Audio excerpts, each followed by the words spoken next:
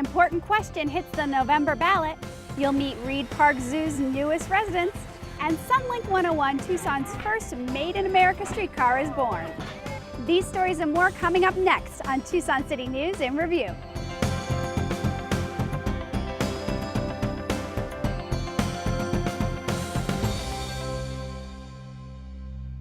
Hi, I'm Lane Mantle, and welcome to Tucson City News in Review.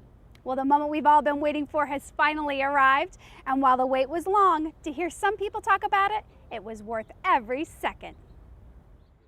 At 4 in the morning on 8th Street near 4th Avenue, a quiet sense of anticipation filled the air. Just excited. Just can't wait for it to get here. What's going through your mind right now? I don't know, it almost brings tears to my eyes. It was a long haul to get here. Now, at long last, the haul is over. Tucson's first made-in-the-USA streetcar finally arrives. Tucson City Manager Richard Miranda describes the moment. A real sense of accomplishment. You know, this is a project that's gone on for 6-7 years, and to see it drive up, it is a sense of pride, not only for me, but all the people who worked on this. It's a dream come true. So I think our community, our organization as the City of Tucson and the RTA have to be proud of where we're at today. Technicians from Portland's United Streetcar, here to handle the delivery, know the vehicle well. They say Tucson's streetcar is Expensive and very complex. I think most people don't realize how complex the streetcar is and just how challenging they are to build right, get through all the safety, reliability, and delivery checks. This car, dubbed Sonlink 101, is only the first. More vehicles are on the way. We still have a long way to go, but obviously it's exciting to have a car here, the first car delivered, and I look forward most importantly to the 8th car being delivered. By daybreak, after a 1,400-mile journey, 101 was finally home, inside Tucson's new streetcar maintenance and operations facility. Pride radiated from all who worked to make this day a reality. And what I like doing is positive pressure, but easily slide. Once in-house, final prep and testing of the streetcar and maintenance crew training was quick to get underway. So I disconnected this just to get it out of my way.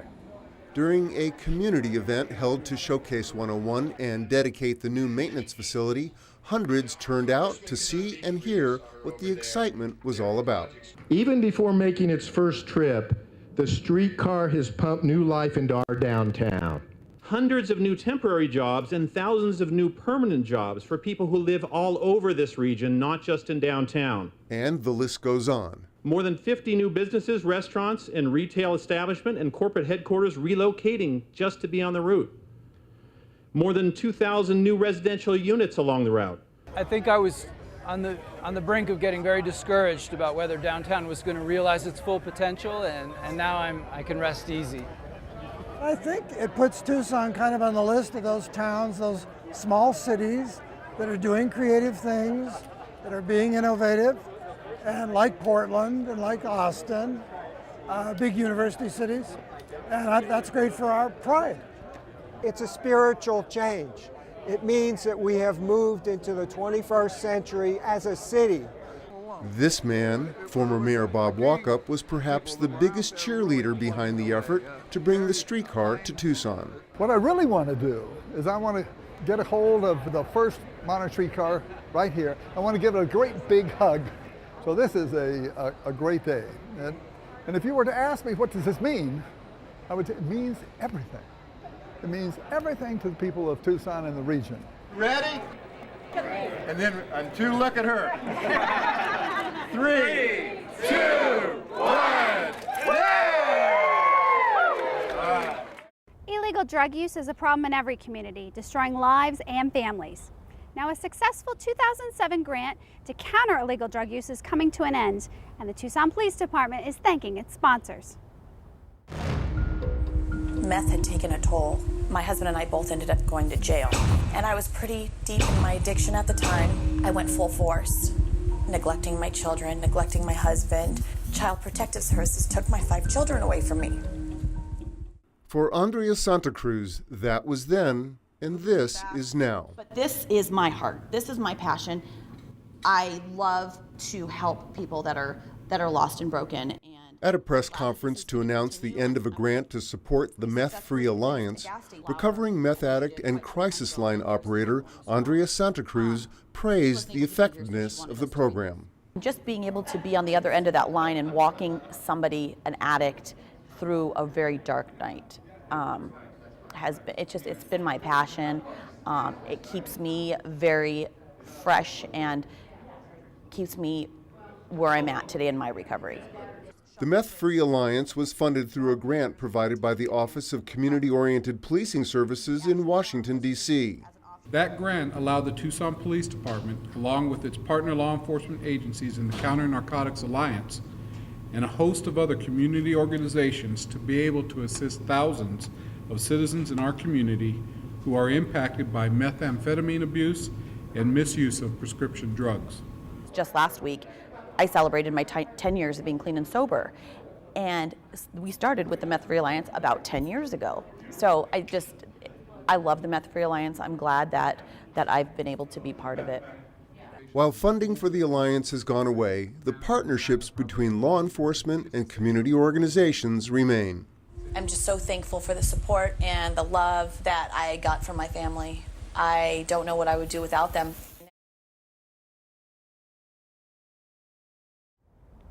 City elections are coming up next month, and one of the ballot issues has some pretty complex language. We've produced this next story to help you iron it all out.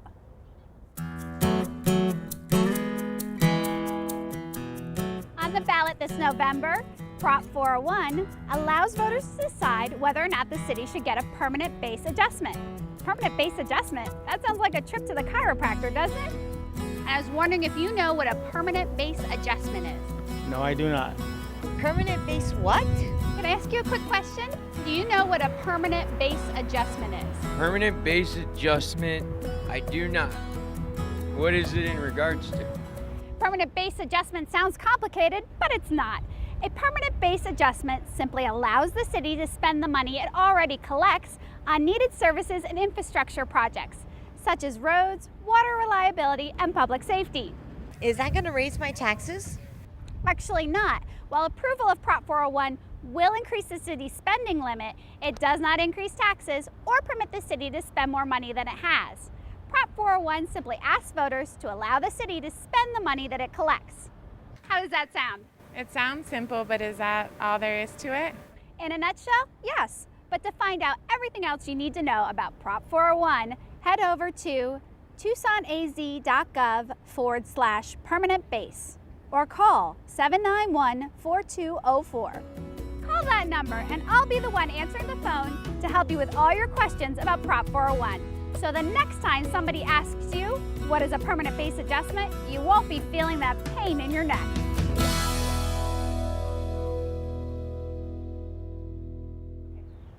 On a warm day in Tucson, it's always nice to find some shade, and that made me wonder, what would we do without trees? Better yet, what would our city look and feel like with 10,000 more trees? Today, we launch my 10,000 Trees campaign. The goal? To plant 10,000 trees by the end of 2014. Tucson's climate can be tough on these hard workers in the hot sun, soggy monsoons, and even occasional frigid winter temps.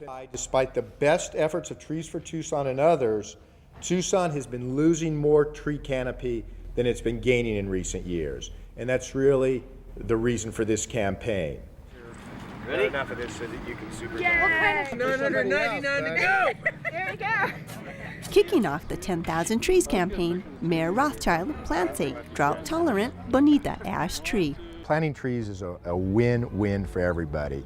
It's a win because you go out there, you do it with your family, you do it with your friends, you do it with your neighbors. And those include Tucson Electric Power and Trees for Tucson, who have planted over 90,000 trees in the last 20 years. It's a celebration for trees. I mean, we're in a desert. It's very significant. They're our dress code. They signify our pride in Tucson. According to a Chinese proverb, The best time to plant a tree was 20 years ago. The second best time is now. So get outside, plant your tree, and be sure to have it recorded by visiting mayorrothschild.com/trees. The Reid Park Zoo recently rescued 2 orphan grizzly bears from Montana. The zoo held a huge naming contest, and the winning names are 2 Montana landmarks. Meet Ronan and Finley. Yes, good. Here. Good girl. It may look like an average training session at Reid Park Zoo, but this is no ordinary bear. When Ronan and Finley came to Reid Park, they had never lived in a zoo before. So everything was brand new for them. Everything. Finley up. Good, Finley. Our job, sit, is to make sure that their story is told. The story began on the Flathead Indian Reservation in Montana. Mother and her 3 cubs had become nuisance bears, frequently coming into contact with humans in their search for food. The mother was immediately euthanized, which left the 3 cubs. Unfortunately, their brother wasn't strong enough to survive the capture process, which left Ronan and Finley. Luckily, Reid Park Zoo came to the rescue, and now the 2 siblings live in a beautiful habitat called Grizzly Crossing. We added a new stream that runs from the grassy yard through into the poolside, and it has a little waterfall that cascades. They haven't braved their pool yet, but they love their frozen treats, and they spend a lot of their time just watching and observing the public, because this is the first time they've ever been so close to people and had a positive outcome. And while we, as visitors, watch and observe them, Alicia doesn't want us to forget that Ronan and Finley had 2 other parts of their family that got taken from them because of human-bear conflict. Next time you're out camping, please be bear aware. Be smart about where you pitch your tent, where you store your food, and remember, not all bears will have this same happy ending. Ronan and Finley are very lucky bears, and we're very lucky to have them, and Tucson's very lucky to have the opportunity to get to meet such cool animals face to face. If you haven't been to the city's Reid Park Zoo lately, you've got to get out there. New bears, new lemurs, and a new elephant calf on the way. That wraps it up for this edition, but before we go, here's a quick look at Streetcar 101 as it makes its debut on the city's west side. For Tucson 12, I'm Lane Mandel, and I'll see you next time on Tucson City News in Review. So let's talk about what we're doing tonight. We're going to be doing the live wire test. And in the live wire test, we're going to be looking at the pan, and we'll also be measuring the stations. We're going to measure them 3 places.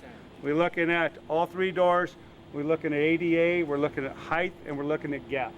Again, 2.5 miles an hour. Walking speed as we go through there. If we need to slow down or any overpass, 1 mile an hour.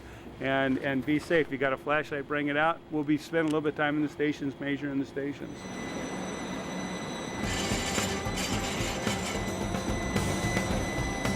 Westbound, 2.5 miles an hour walking speed. What do you think, Richard? This is exciting. This is exciting. What do you think? Is this the money shot? Look at that shot. There's the money shot right there.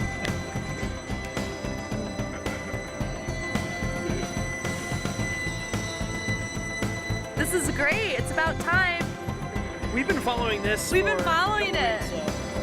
We live right down the street. You can film me filming the train.